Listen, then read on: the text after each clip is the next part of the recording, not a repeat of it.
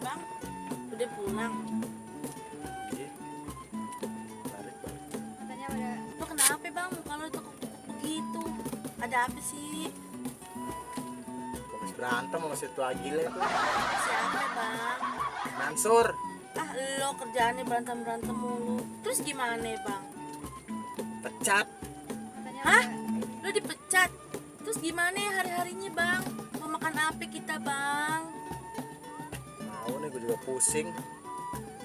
Kira-kira usaha apa lagi ya? Apa ya? Coba lo bantu mikir. Ada gue mikir dulu.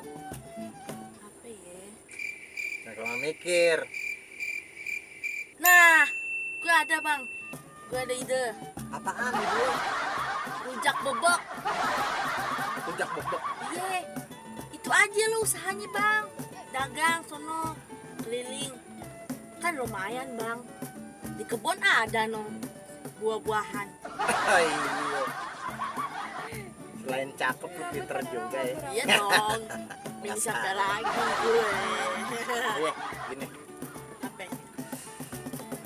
Rujak bebek kan? Iya Bang, rujak bebek. Untungnya sedikit. Untungnya sedikit. Untungnya banyak. Modalnya sedikit.